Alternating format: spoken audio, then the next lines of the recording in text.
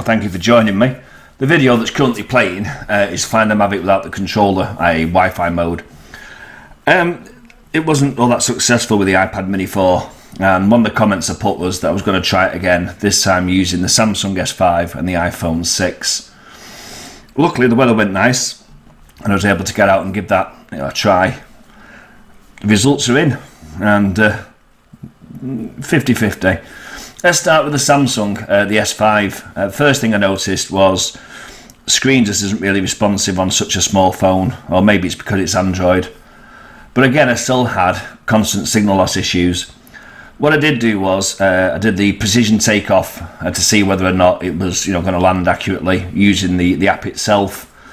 While I was testing the app, again, I got a lot of signal loss issues. When I tried to use the various modes like gesture mode, active track, I just couldn't get them to work at all. In fact, it actually caused the quad to start doing a return to home. And I got a bit worried, so basically I gave up with the Samsung, wrote it off as a bad job. Then of course the iPhone 6 Plus, I got that out and thought I'd give that a try. I was actually marginally better with the iPhone 6 Plus. I was able to control it, but I still got signal loss issues. And gesture mode, I did actually manage to get gesture mode to work. I took 2 photos, at which point it then just gave up again. Active track, again, I just couldn't get the box to appear around me. Even though I was pinching at the screen, I did get it to work once, and then as soon as you get the signal loss, it just basically gave up.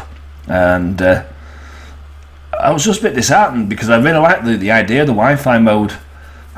Just think about, if you pop down the beach, if you're on a holiday, you'd have to take the control. You can just take your iPhone, your iPad, the Mavic, turn it on, get it in the air, do a few selfies and so on.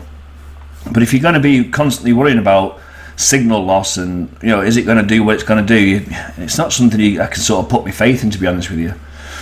As I said, I did try the return to home functionality with the Android, and it landed, but unfortunately it was about 6 feet away from where it took off, and I thought maybe I'd touched the screen, I'd altered its course somehow. So I ran it a second time, I took off, flew it out, initiate return to home, it came back and it started to land, got above the landing pad and then went unsuitable landing area. Now I thought, well, I have had issues with this before, landing on this pad that I've got. But afterwards I used the RC and I did 4 successful return to home, and all 4 of them landed perfectly on the pad. So is it because it's the Wi-Fi version of the app? I don't know. But as I said, it's not something I would recommend using unless, like this, you want to go and take it out in a big field somewhere and have a play with it. For me personally, I don't think I'll ever use Wi-Fi mode.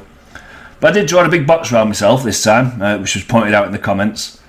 And it just didn't want to work. I did say I didn't try tap to fly again because I think that's a pointless mode, and I just don't think it's. I can't see the purpose of it. I mean, if you're going to do that, you might as well use the remote control. So that's it. That's answered that. I will not be using Wi-Fi mode.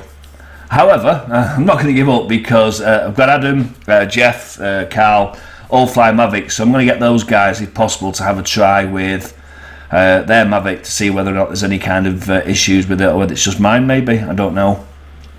But that's the update. Find the Mavic without the controller.